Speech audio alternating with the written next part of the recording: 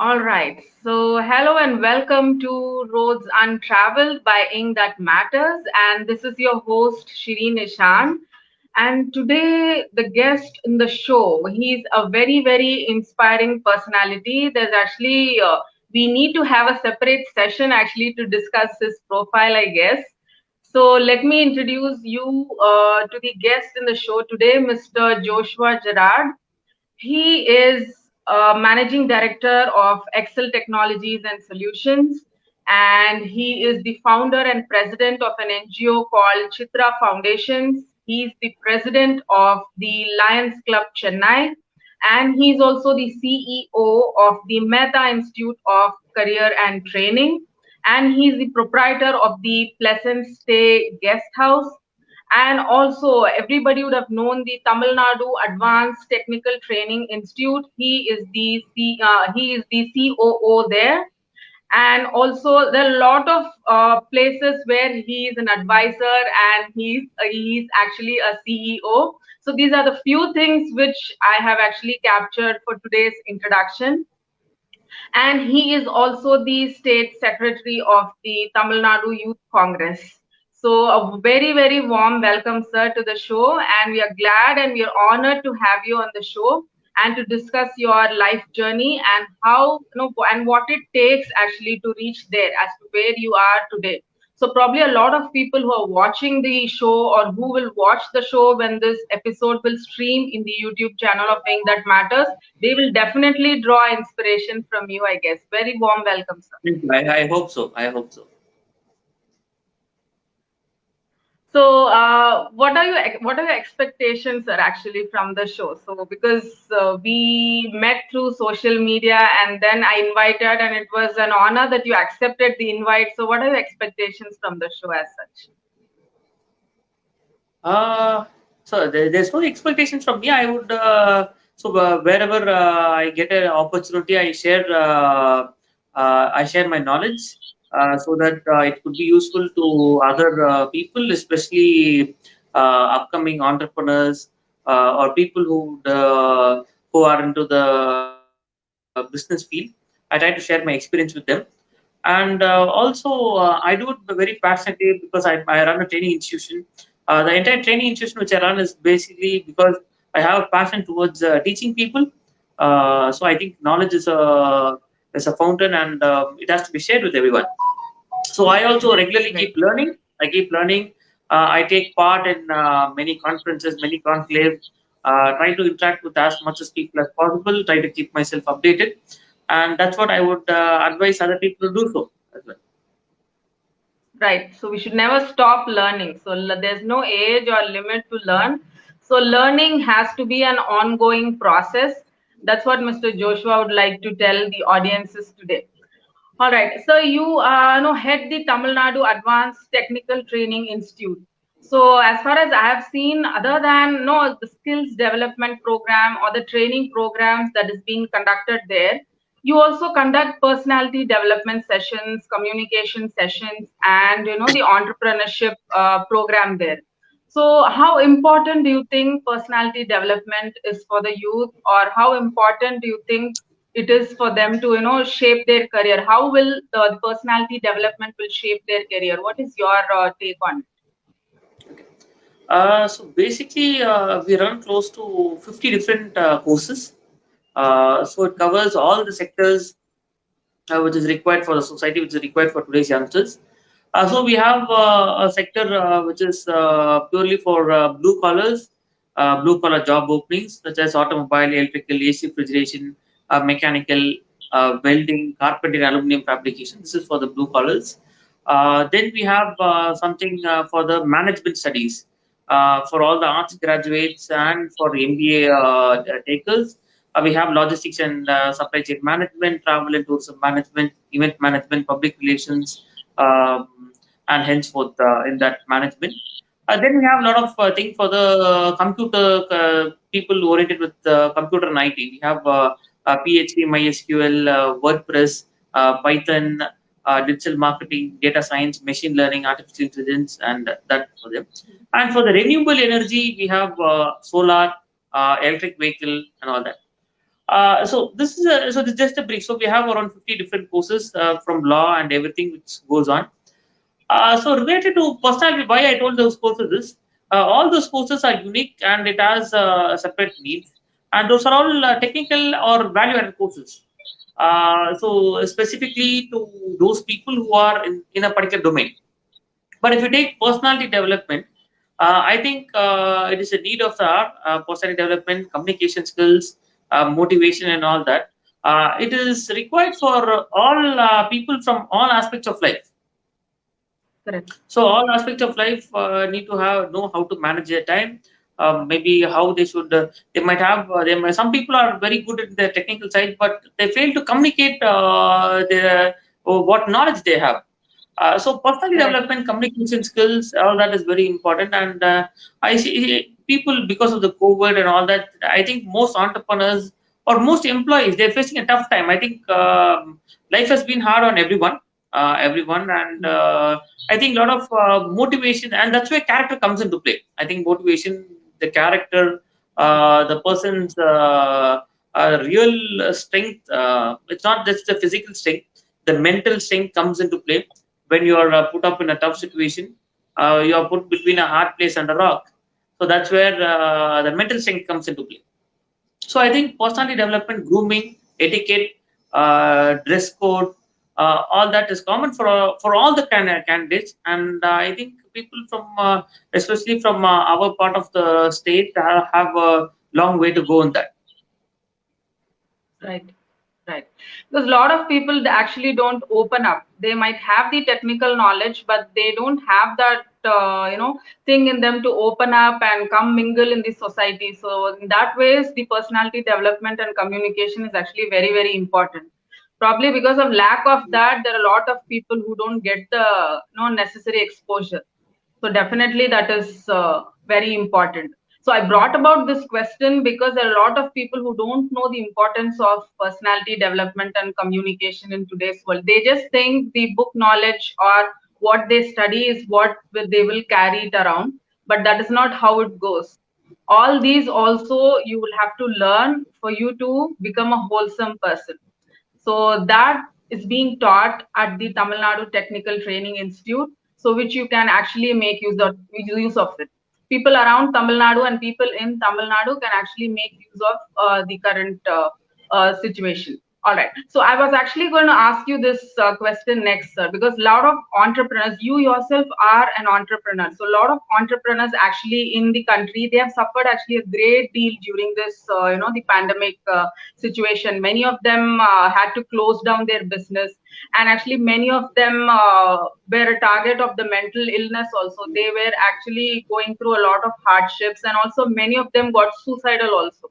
So what would you advise to those entrepreneurs, like, because there have been a lot of suicidal cases, especially entrepreneurs or people who are working or who have lost their jobs, or people who are even famous in the society, they've all gone suicidal. So what would be your take on it, or what would you like to tell them, people who have gone through all these things? My personal opinion is people who want to become an entrepreneur or people who are in the entrepreneurial journey are generally tough people. They're not people who could be easily cracked. Anybody who wants to become an entrepreneur is probably a risk taker, probably a person who thinks out of the box, probably who is capable of handling tough situations.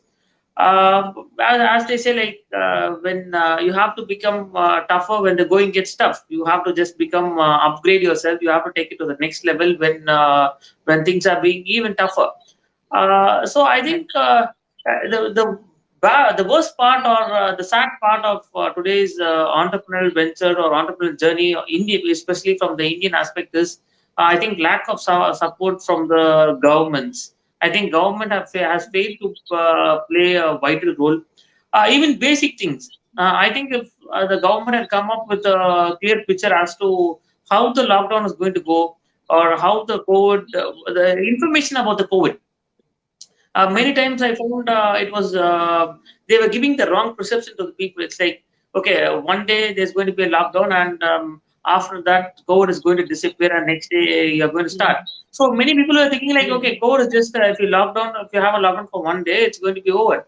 Then they said it's Yes. going to be for Yes. a week or something. So people they were in a dilemma whether they should run or whether they should shut down. What should be done? Then for a month, Yes. then for a couple of months, then almost for 6 months. If the government had probably come up and said like, okay, this is going to be the situation for the next 5 months. Don't panic. These are the rules and guidelines to be followed. Maybe many people would have still been up and running now if they had clear information. If the government had given them the right information. Number one. Number two, most of the companies, maybe in the developed nations, were given a lot of based on the returns filing, based on the profit and returns filing, based on the taxes they had paid. Many of them had received grants or soft loans for their companies to pay their employees to pay their dues. But here, unfortunately, all the companies were forced to pay their GST in advance. They were asked to pay their GST in advance, and they were asked to pay their electricity bill in advance. So let us say I'm running my company and it's running on a full house. All our the entire space is occupied. There will be a EB bill which I'll be receiving.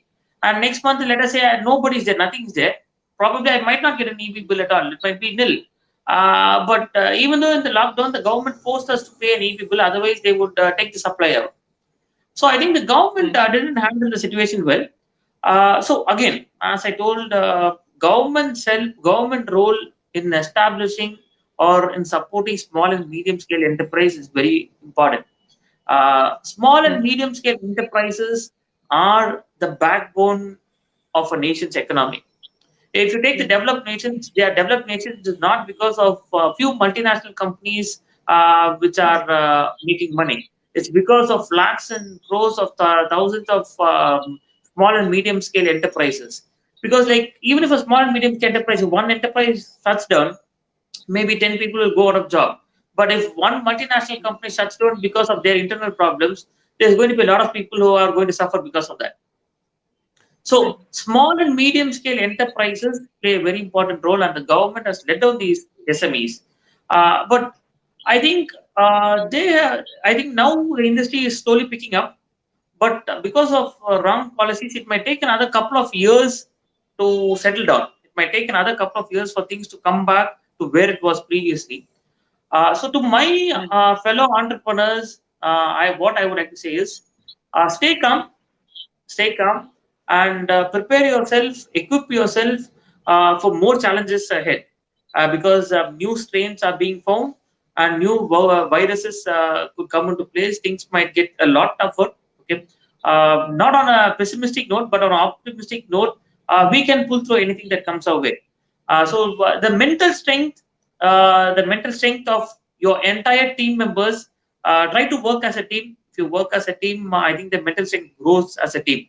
That is the most important takeaway from this situation. Right. So, definitely mental health is very, very important. We should actually know what we are doing so that we would be able to channelize our energy in a positive way. So, definitely, that's a very good take on how the entrepreneurs should actually lead themselves during this pandemic. So, talking about the pandemic, sir, you are the state secretary of the Indian Youth Congress. So, what are actually the initiatives taken by the youth wing during this pandemic?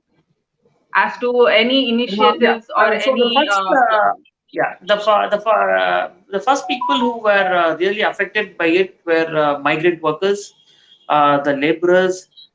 So these migrant workers constitute a huge chunk of our population, whichever state they may be coming from, but they have they are from all sectors. They might be in the construction sector, they might be in the beauty and wellness sector, they might be in any sector. But so these migrant workers, they were stranded. They didn't have any income.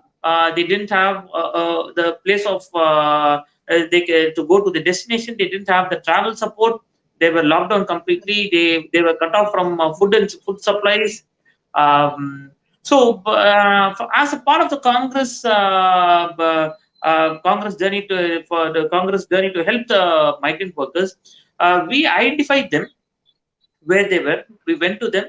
We gave them the necessary food supplies which was required for quite some time. We tried to make arrangements for them to return back to their natives because we understood it's going to take some time. So attending to the migrant workers, food and supply to the migrant workers, and helping them return to the place was the first thing which we did. Next, we look to the poorest of the poor. Many people who are surviving based on daily alms given by the people. Many people who are on the road begging for daily alms, and those kind of people who are a bit mentally affected. So these kind of people who are living on daily alms, we attended to them. We try to bring them to a shelter. We try to bring them to a proper place where they have at least the basic needs of food and shelter. Then finally, we went to the bottommost sector where people are finding it difficult even to have a proper meal every day. So we organize regular meals for them to give them a nutritious meal. So we focus towards food and shelter. This is how we targeted, and it was done in a very organized manner. We got a lot of since the Congress is a national party, we got a lot of information from other states. My counterparts from other states gave us information. Okay, we have a team from Bihar who are stranded in Adambakam. We have a team group of members from Assam who are stranded at Tambram. We have a team from Manipur who are stranded at Ramapuram. So we got the details of people. We knew where help was needed, and we were able to do it in the right time. I think that's the advantage of a national party where they can travel. And sometimes when people are traveling from Tamil Nadu to maybe North India, it's like we help them travel to the border, and our counterparts from Andhra took over from there, and like that they were able to cross every border like that. That's a very good initiative to be taken during the pandemic, sir. Hats off to you for that, for you and your team actually, for having been such an inspiration during the pandemic, and for having helped people with food and shelter, especially to for helping people migrate is actually a very big thing, because a lot of people suffered because they were not able to migrate, and a lot of people were homeless during that time when as and when we are talking. So that has been a very great initiative, so congratulations for that. All right. So moving on, as a politician, there's a lot of protest that's been happening by the farmers of late. You must have known that in the Delhi, there's been the farmers' protest that has been happening. So, as a politician, what do you think are the flaws in the current farm bill? What do you think? What is your take on the current farm bill, and why do you think the farmers are protesting against the current farm bill? See, I think the government is for the people. I strongly believe in that. Any elected government, the main purpose of a government is to understand the needs and wants of the people from all sectors of the Yes. society, understand them, and see what is necessary, what they need, and bring in laws, enforce laws, or bring in schemes, bring in activities or stuff which is required for the people, because at the end of the day, that's what the governments are for. Right. So I think first of all, the government failed to listen to the people. So the protest is not by any particular political party or a group of political parties. It is by farmers. They are fighting Right. for their rights. Right. They were fighting. We had women, we had children, we had old people, we had people who are having illness. Everybody came for the protest. Everybody came for the protest. That Yes. means there is something really that matters to them, and they want to share it with you. So I think from the government should start listening to people. We should start listening to the people, and so now this particular government which is in place, with due respect to everyone, this particular government which is in place, see, they believe that the country's sole development belongs or grows, the country grows only when few multinational companies become powerful. Okay. Right. So the bill which is brought in right now will help the multinational companies. Multinational company will be able to build a huge storage system. They will be able to stock grains or anything from the farmers for a very long time, and maybe they will be able to sell it at a much cheaper price initially. But end of the day, they will be the decision makers of what price it is bought from the farmers. And see, finally, what will happen is when the government is for the, as I told you, is for the people. So the government will fix up MSP. The government normally, let us say there is a cyclone, let us say there's a flood, or there is any problem which take place. Generally, what happens is when there is a famine or anything, when the farmers are at loss, the government steps in. The government says, "Okay, we will fix up MSP. We will give that guaranteed price based on what crops you have. We will support you." Why will a multinational company do it for the farmers? See, with due respect to them, a company is for making profits. Okay, so they will not look at it at a place where, okay, I have to help the farmer. They are going to look at it from a profit motive.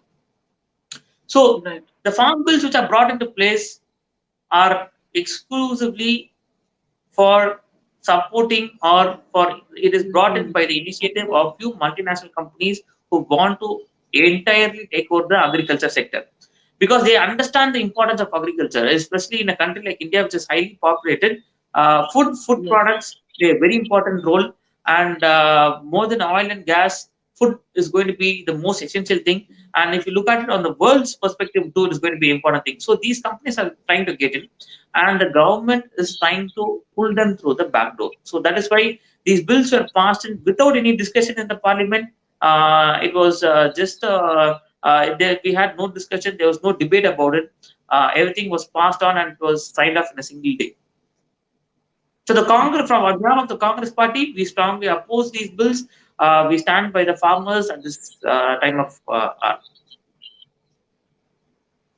That's a wonderful thing to do, sir.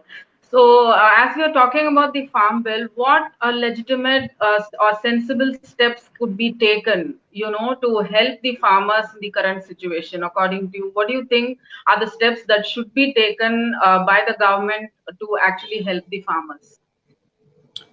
See, generally, lot of there are previously the previous governments, regular governments, were having a lot of schemes. They were giving soft loans for people who were running an based on whatever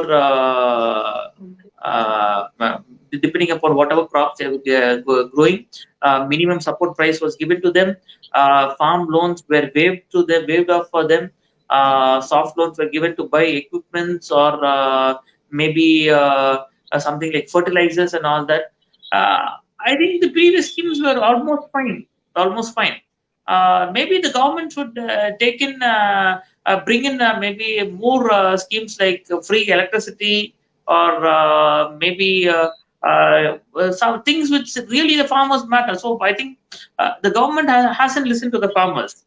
These are free electricity, free water supply, free fertilizers. These are the things which the farmers need. They don't require multinational companies to step in and buy it from them. So I think the government should act on that. That's right. That's a very, very sensible answer for the question. So, moving on, sir, you also run an NGO called Chitra Foundation, if I'm right. So, what actually are the activities of the NGO? What does the NGO actually aim to achieve, or what are the core principles or activities of the NGO? If you could just tell us. Yeah. So as I told you, we do a lot of training, and most of the training is based on economic and financial reasons. We do it for financial reason. So looking at it from the perspective of underprivileged children, or people in need, we do a lot of training, skill development. For the downtrodden society, for the people who require support, we give them training. We have organized more than 500 medical camps, 500 medical camps across Tamil Nadu. We have organized more than almost close to 300 blood donation camps in collaboration with Lions Club and Rotary. We have brought in a lot of awareness programs for various reasons such as cancer, tree plantation. And this year alone, we have planted more than 10,000 trees. So far, overall, we have planted close to 40,000 trees so far. In this past thing, we have planted around 40,000 trees. So tree plantation, based for the environment, we have done. So basically, skill development is one, medical camps, blood donation camps, tree plantation awareness programs, and we also run. We give out awards every year for to encourage more people to come and step up their whatever work they're doing. So these are what we do in our NGO. That's very applaudable things that you had come up with the NGO that your NGO actually is doing, and that's actually very, very commendable. All right, so moving on, sir.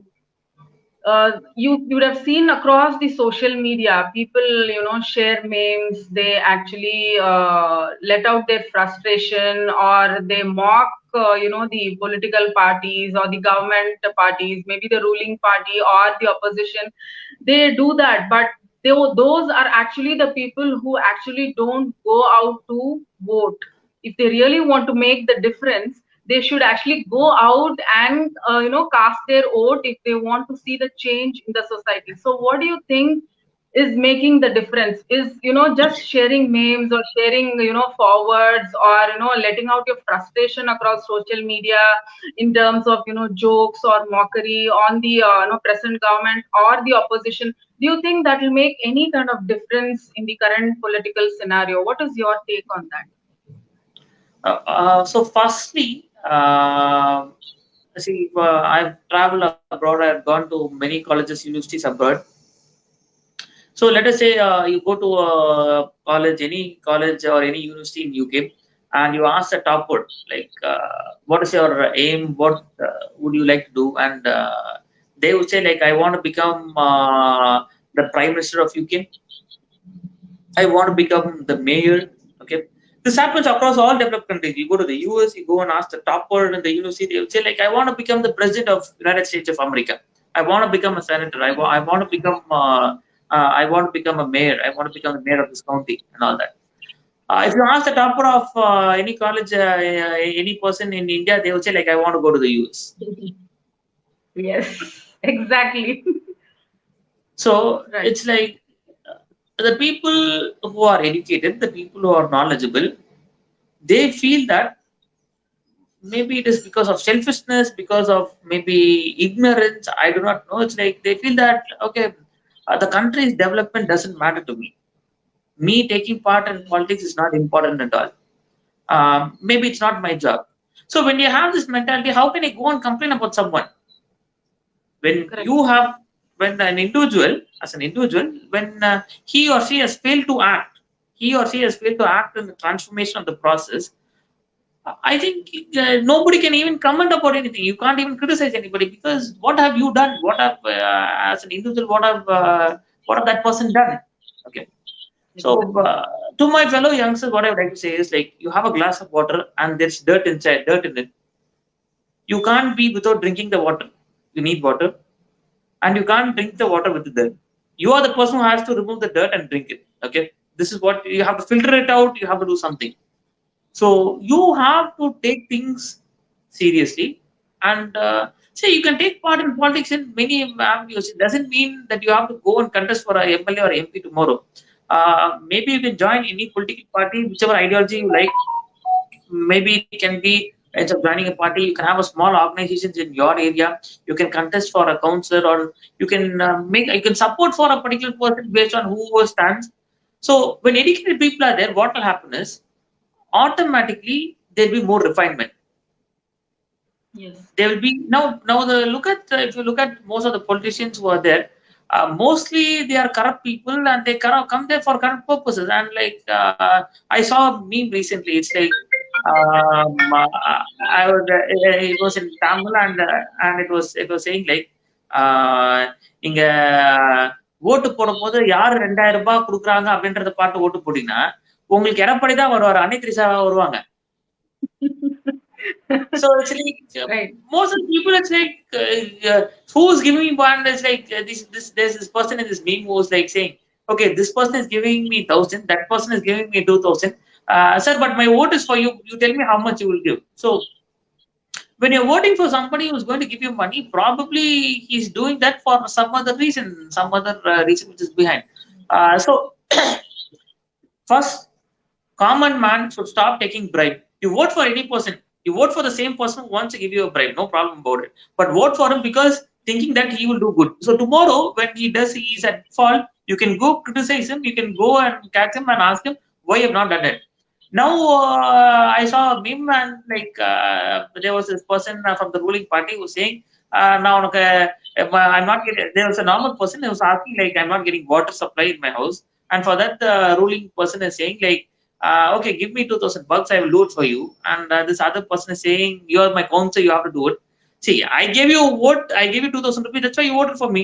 I will give you water if you give me 2,000. So it's like, see, it's like you get what you wish for, right? So I think first today, I think youngsters should come to the forefront. They should come to the forefront. They should come to the stage. They should come and ask questions. They should see who has the potential to transform things. Who has educated. You have to look at the qualification of a person. You have to look at the track record of a person before you vote. And if you vote for the right person, I think changes are possible. See, in a place like Tamil Nadu, in a place especially, changes can be brought in very fast because we have a lot of literate people.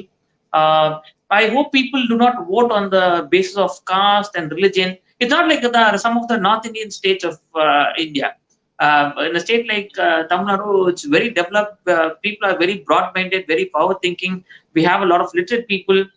We should work. Youngsters should come together, and any party. I don't mean to vote for this particular party or say that particular party is right. Not even for my party. I would say take part in politics. It doesn't matter whichever party you're from, and definitely you will see the change. Right.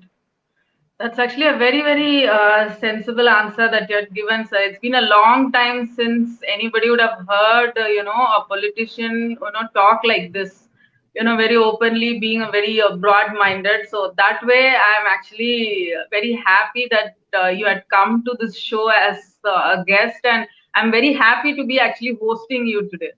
So because we have never heard a politician who is got such a broad-minded as to not, having an inclination only towards his party, but having an inclination towards the people's development on the whole. So that is what you have been talking about from the beginning of the session. I've been noticing that, people's development or how people can be, brought up in life as such in the society. That has been your, agenda in all the answers that you had given me. So that way, I'm actually very, very happy that you were there. You are there on the show today because people who will watch the show probably will draw inspiration and will be, drawn towards politics and not just share memes or share their frustrations across social media. But definitely, they will go ahead and join any political party that they have an inclination to. They are, free to go ahead and join. But they will have to join because they have that inclination and they believe in that leader, not because they are going to get something in return, as you said. So that's actually a wonderful point to be brought out. But in India, if you could see, there are a lot of people who actually don't vote at all. There have been a lot of people who don't go and cast their vote. There have been half the population actually in India, they don't go out and vote.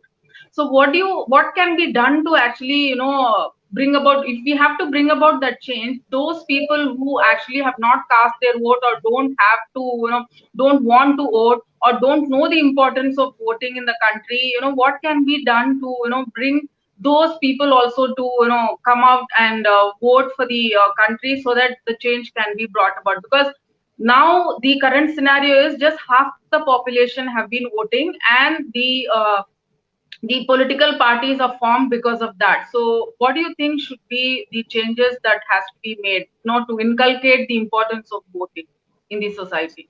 I think the governments have done a decent job on that particular aspect alone. I think for a very long time, the governments have made it mandatory that whenever there is any election, let it be a local body election or an assembly election or a parliament election, mandatory they have announced for a leave. So Yes. because nobody should be drawn towards work, nobody should be having a problem of going to vote.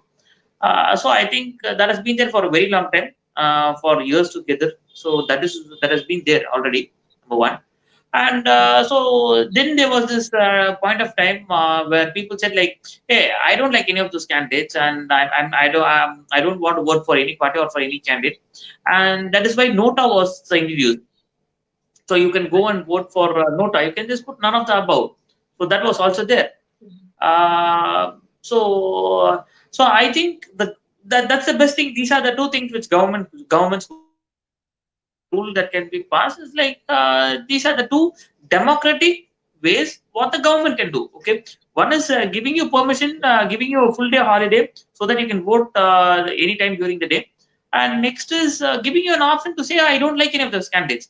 And let us say I think there is some rule I'm not very clear about it. Like if there is a if the nota is almost 50% or something above a certain percentage, I think none of the candidate. I think that it is like nobody will be elected. There is some rule like that. So I think from the government has done a decent job on that. People should come forward and think that okay, this is my country. People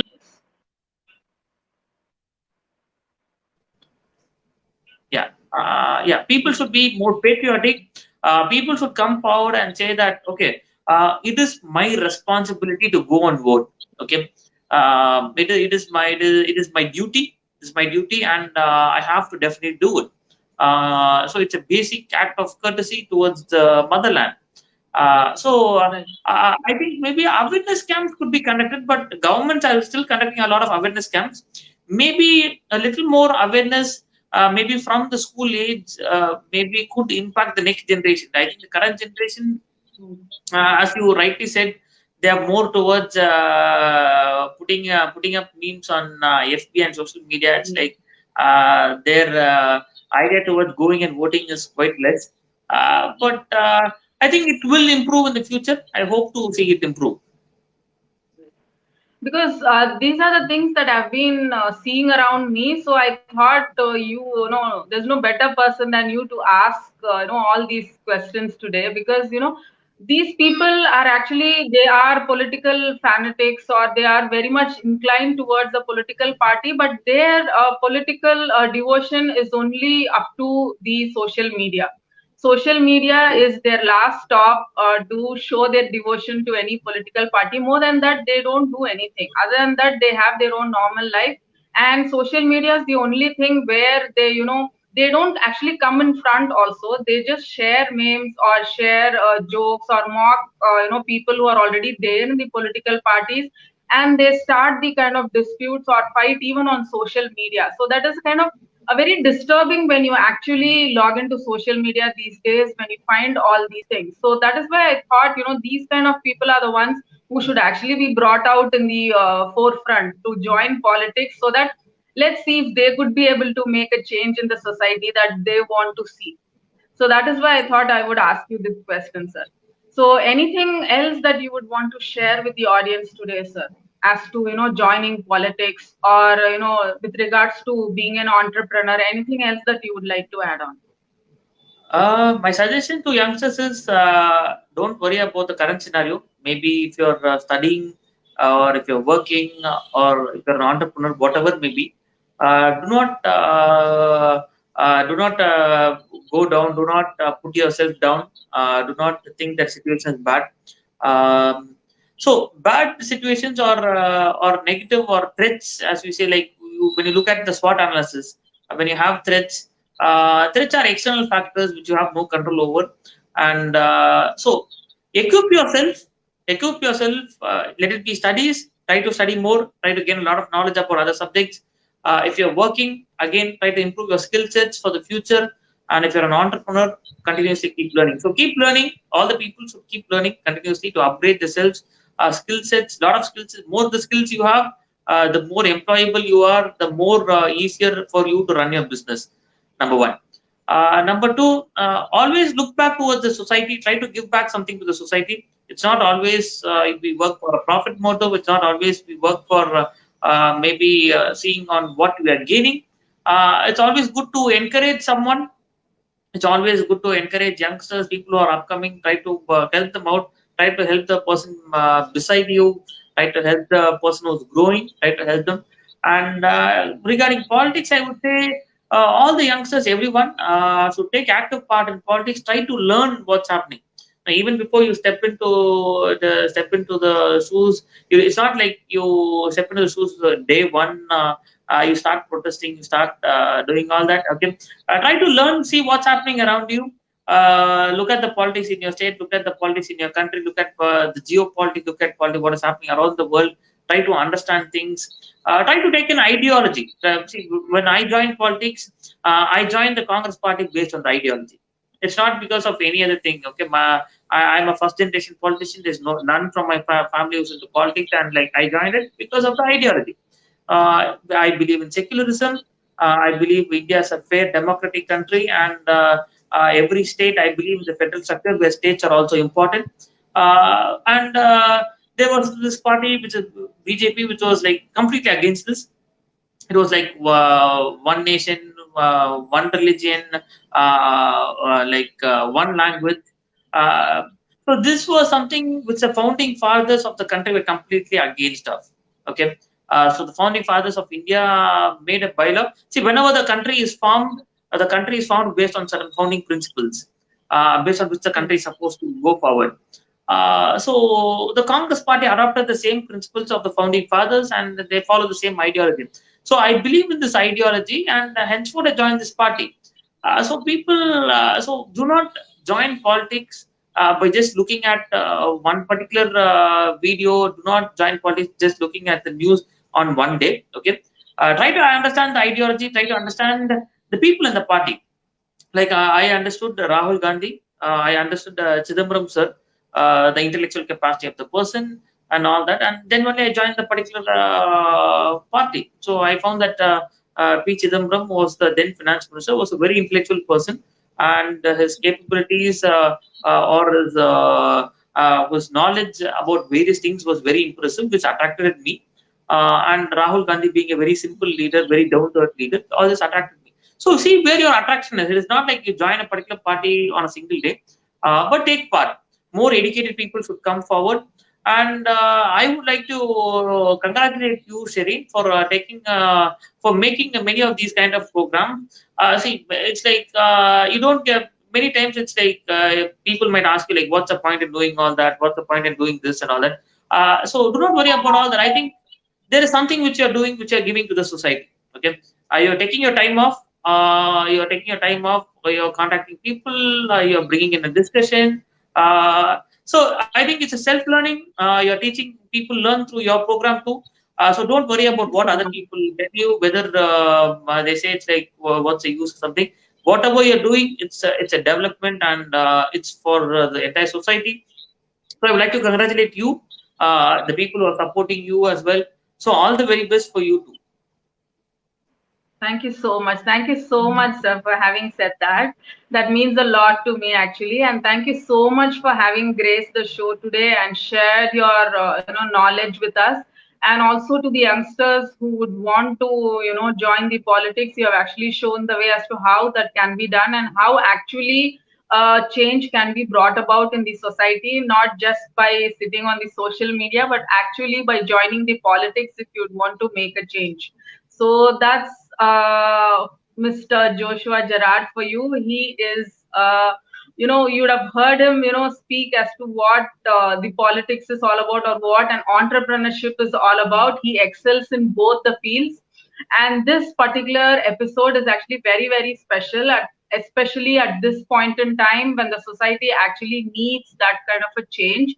And this episode will actually stream in the YouTube channel of Ink That Matters. So people who have not able to join us right now in the live session, the episode will be there in the YouTube channel for you to go ahead and take inspiration from. Thank you so much for having joined us, sir. Thank you. Thank you Thank very you so much. All the much. best.